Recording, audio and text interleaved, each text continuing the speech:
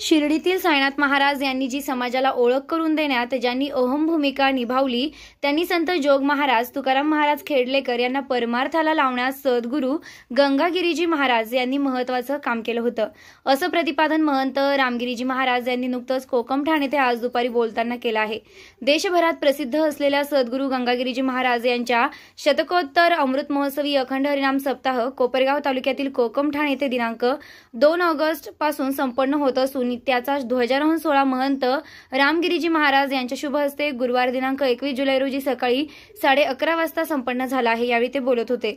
सदर प्रसंगी श्री काशी विश्वनाथ महादेव ट्रस्टचे रमेशगिरीजी महाराज, हभप मधुकर महाराज, विवेकानंदजी महाराज, श्री साईबाबा संस्थानचे अध्यक्ष आमदार आशुतोष काळे, गोदावरी दूध संघाचे अध्यक्ष राजेश परजणे, ओम शांतीच्या सरला दिदी, राज्य पतसंस्था फेडरेशनचे अध्यक्ष ओमप्रकाश कोयटे, संजीवनी कारखान्याचे संचालक विवेक कोल्हे, जिल्हा परिषदेचे माजी गटनेते केशवराव भोवर, सुरेश चव्हाणके, कोपरगाव पंचायत समितीच्या माजी सभापती अनुसया होन, मधुकर टेके, भाजप कोल्हे गट अध्यक्ष साहेबराव रोहम, सप्ताह आयोजन समितीचे अध्यक्ष सुधाकर रोहम, भाजप माजी तालुका अध्यक्ष शरद थोरात, सेनेचे तालुका अध्यक्ष शिवाजी ठाकरे, संजय काळे, कडूभाऊ काळे, कमलाकर कोते, माजी नगराध्यक्ष दिनेश परदेशी, श्री अभंग संचेती, नंदू संचेती, साहेबराव सोमासे, भाऊराव सोमासे, तुकाराम गोंदकर, गुरुसेवा ब्रास बँडचे संचालक चौस, आकाश नागरे, कोकमठाण ग्रामपंचायत सरपंच संतोष जाधव, अविनाश गलांडे, उषाताई जोशी, संभाजी रक्ताटे आदी प्रमुख मान्यवरांसह मोठ्या संख्येने भाविक उपस्थित होते.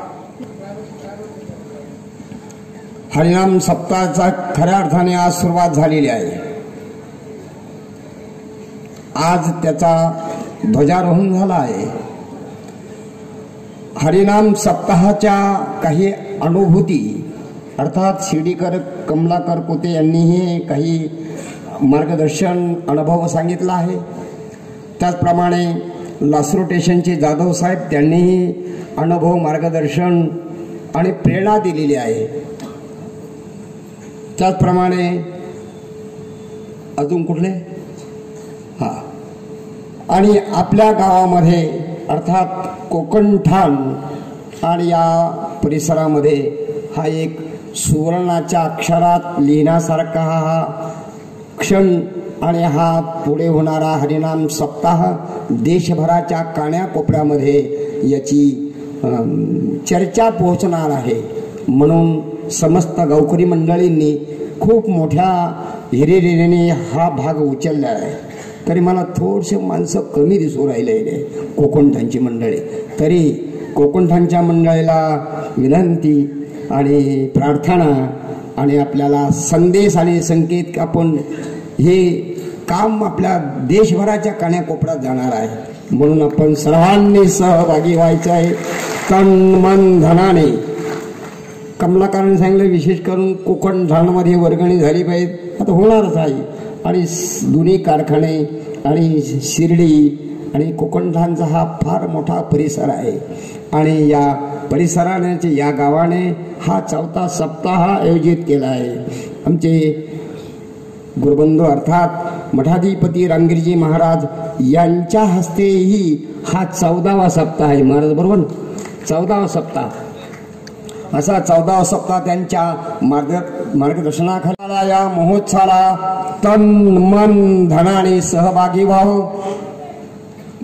आता वेळ झालेला आहे. सद्गुरू जनार्दन स्वामी आश्रमाच्या वतीने हे आपल्या वारकऱ्यांच्या तिथे राहण्याची व्यवस्था करण्यात येणार आहे. आपण कोकणठाण ग्रामस्थांनी संदेश संकेत करावा तशी आम्ही सेवा करण्याचा प्रयत्न करू. असं एवढं बोलून माझे 2 शब्द पूर्ण करतो. वेळ झालेला आहे. जय जनार्दन. सद्गुरू गंगागिरी महाराजांची सप्ताहाची फार मोठी परंपरा. हा 175वा सप्ताह म्हणजे 250 वर्षापासूनची सप्ताहाची परंपरा आहेत.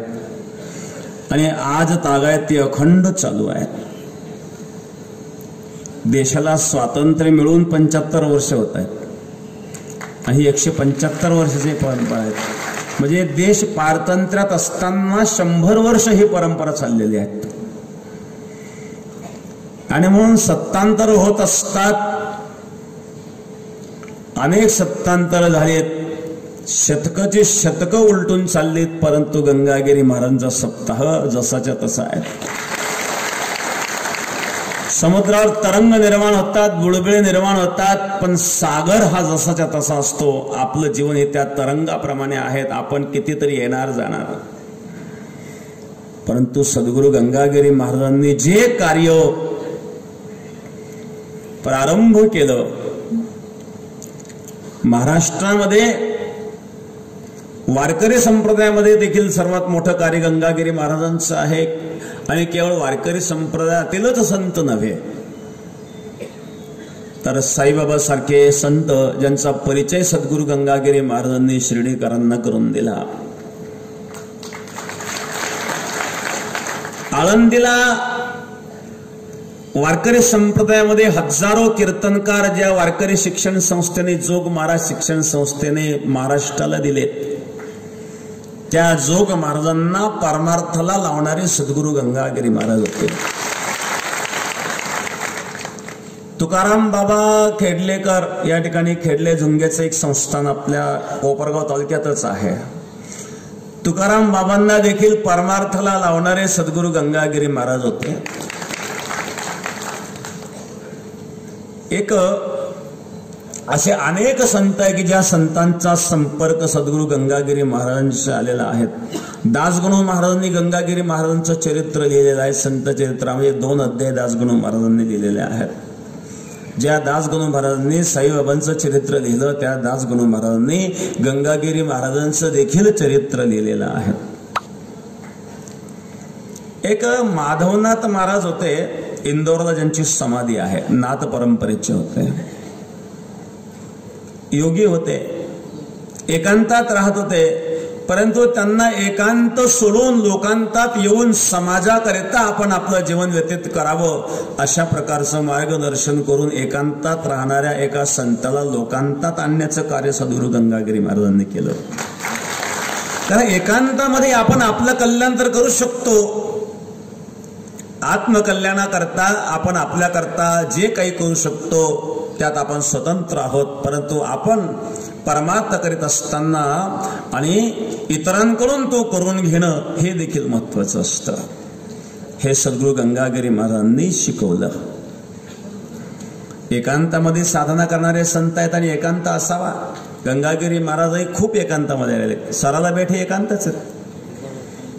पूर्वी जर 30-40 वर्षे आपण पाठीमागे गेलो तर 12 महिने गोदावरी गंगा वाहत होती. इथं कोपरगाव बेट आहेत, तिथं सराला बेट आहेत, परंतु सराला बेट म्हणजे अक्षरशः 4ही बाजूला त्या ठिकाणी पाणी असतं. इकडे फक्त पूर आल्यानंतरच पाणी येत असतं. परंतु सराला बेटाचे त्या ठिकाणी गोदावरीचे 2 पात्र झाले आणि पुन्हा पुढे 1 पात्र झालं, मध्ये बेट तयार झालेला आहे. इकडे कोपरगाव बेट प्रसिद्ध आहे, त्याप्रमाणे सद्गुरू गंगागिरी महाराजांचं संस्थान असणारं सराला बेट हे संस्थान. सराला बेटाला एक पौराणिक महत्व. 2016 पासून 2016 मध्ये फार त्यांची इच्छा होती आपण तिकडं तांदूळ नेला, तो सप्ताह दिला. त्यानंतर 2018 मध्ये आम्ही एक कोकमठाणकरांना सांगितलं, शिर्डीकरांची मागणी आहे, शिर्डीकर म्हणून नाही परंतु साईबाबांची शताब्दी आहे. साईबाबा समाधी शताब्दी महोत्सवाच्या निमित्ताने आणि शिर्डीत सप्ताह व्हावा अशा प्रकारची शिर्डीकरांची अपेक्षा होती. तेव्हाही कोकमठाणकरांना थांबवलं. त्यानंतर 2 वर्ष आपल्याला बेटामध्ये सप्ताह करावा लागला. वातावरण फार अवघड होतं, कोणी कोणाला भेटू शकत नव्हतं. कोरोना झाला म्हटल्यानंतर पत्नी जवळ येत नव्हती, मुलं जवळ येत नव्हती, पाहुणे तर अजिबात नाही, अशी परिस्थिती त्यावेळेला होती. पण अशाही परिस्थितीमध्ये आपण सप्ताह बंद नाही पडून दिला. सप्ताह बाहेर होऊ शकला नाही, छोट्या स्वरूपात का होईना. 173 सप्ताह आपण केला. एका प्रहारामध्ये फक्त 15 टाळकर होते, आपले विद्यार्थी आणि महाराज मंडळी. 4 प्रहारामध्ये 60 आणि 4 विणेकरी 64 लोकांमध्ये आपण सप्ताह केला. कारण त्यावेळेला लॉकडाऊन होतं, कुठेही परवानगी नव्हती. पंढरीची वारी बंद होती, आळंदीची वारी बंद होती, सर्व यात्रा महोत्सव बंद होते. परंतु आपली परंपरा आपल्याला बंद करता येत नव्हती, म्हणून कमीत कमी लोकांमध्ये.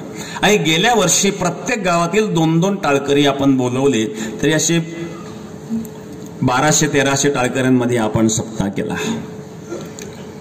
तर या ठिकाणी 2 वर्षापासून सप्ताहाला लोक येऊ शकले नाही, येता आलं नाही, म्हणून खंत प्रत्येकाला होती.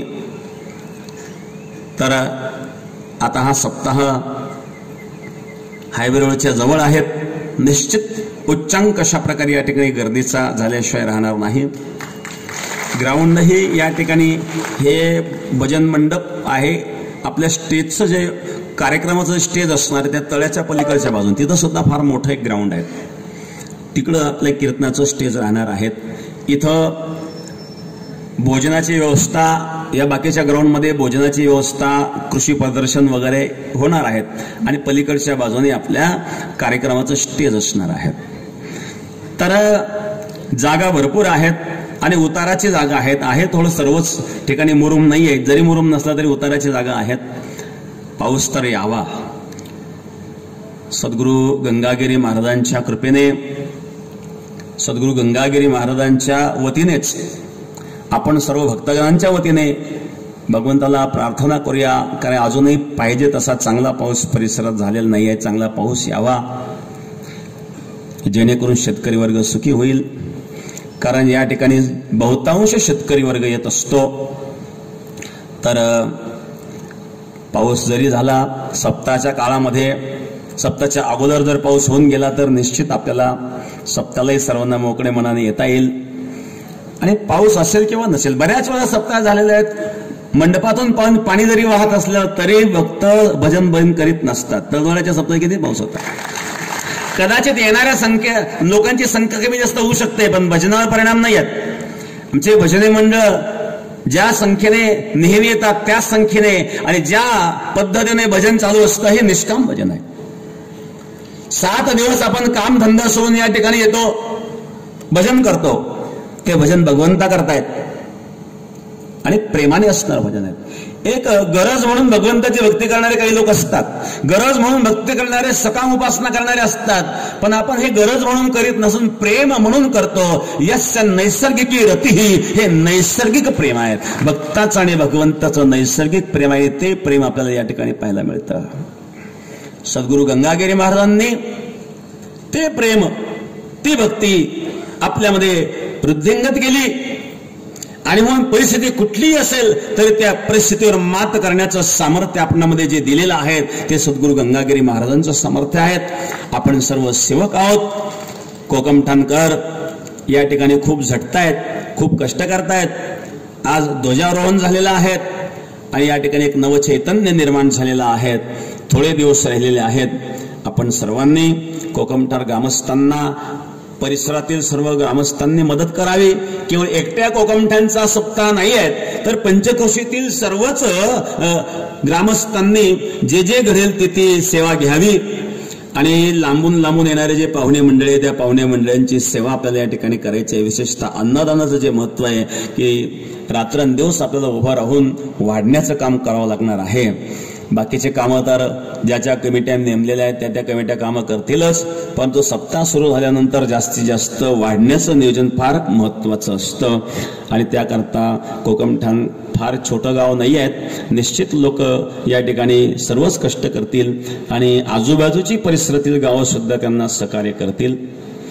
आपणही ज्यांनी ज्यांनी भक्त मंडळांना, ज्यांना कोणाला सहकार्य करायचं असेल त्यांनी करावं. आपले गंगागिरी महाराज भक्त महिला मंडळी येतात, त्यांनी सुद्धा इथं आल्यानंतर सेवा करावी. हा एक सेवाभाव या ठिकाणी आपल्याला मिळत असतो. सेवाभावाद्वारे दास्यत्व निकट हनुमंते पै केले, म्हणून देखले रामचरण. हनुमानजी आदर्श ठरले ते केवळ सेवेने.